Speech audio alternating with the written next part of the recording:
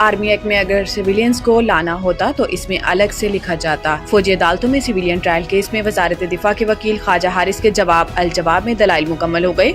आइंदा समाअत पर attorney general दलाइल देंगे। जस्टिस अमीनुद्दीन की सरबराही में 7 रुकनी आईनी बेंच ने केस की समाअत की। अदालत ने ख्वाजा हारिस को आज दलाइल मुकम्मल करने की हदायत की। दौरान समाअत जस्टिस हसन अजहर रिजवी ने इस्तफसार किया कि पिक एंड चूज किस तरह से किया गया। वकील ख्वाजा हारिस ने दलाइल में कहा कि पिक एंड चूज वाली बात नहीं है, जो जुर्म हो इसके मुताबिक देखा जाता है। केस नौयत के मुताबिक इंसदाद दहशतगर्दी अदालत या मिलिट्री कोर्ट में भेजा जाता है।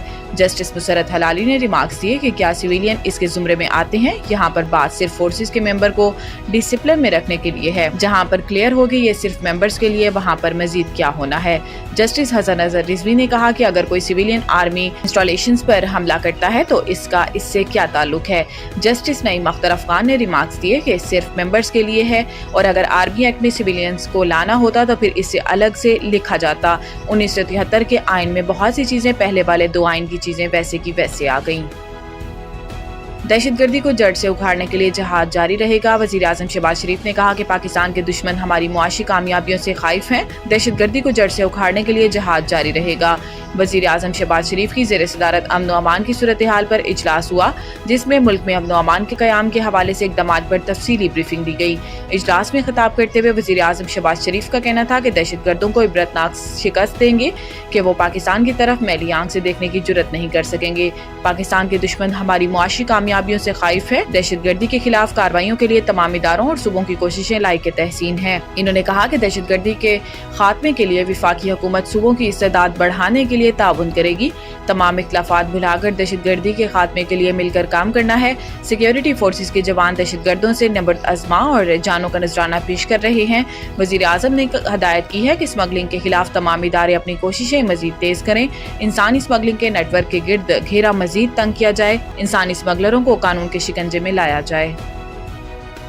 इलेक्शन कमीशन ने PTI intra party election case का हुक्मनामा जारी कर दिया। हुक्मनामे के मुताबिक PTI intra party election case के जवाबदे को 23 अप्रैल 2024 को नोटिस जारी किया गया, जबकि PTI intra party election case पहली बार गुज़िश्ता साल 30 अप्रैल को समाअत के लिए मुकर्रर हुआ। हुक्मनामे में बताया गया है कि इलेक्शन कमीशन में पीटीआई इंट्रा पार्टी केस की अब तक 12 समाअतें हो चुकी हैं। पीटीआई की जानिब से 8 मौक़ों पर मुख्तलिफ ग्राउंड्स पर केस का इल्तवा मांगा गया और पीटीआई को इंसाफ के मुफाद के तहत इल्तवा दिया गया। इलेक्शन कमीशन के हुक्मनामे में यह भी बताया गया है कि पीटीआई ने खुद लाहौर हाई कोर्ट से राब्ता किया और हुक्मनामा हासिल किया। लाहौर हाई कोर्ट के हुक्मनामे को 1 साल हो चुका। लाहौर हाई कोर्ट ने कमीशन के आगे कार्रवाई पर हुक्म इम्तना नहीं दिया।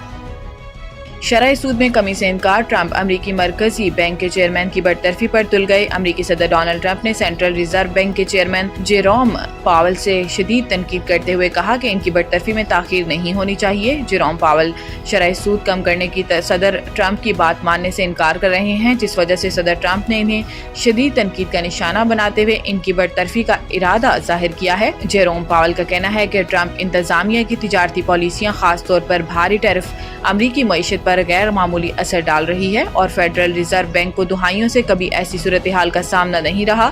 इन्होंने मजीद कहा कि अमरीकी सदर उन्हें मुद्दत खत्म होने से पहले बरतरफ नहीं कर सकते, क्योंकि अमरीकी कानून इस बात की इजाजत नहीं देता।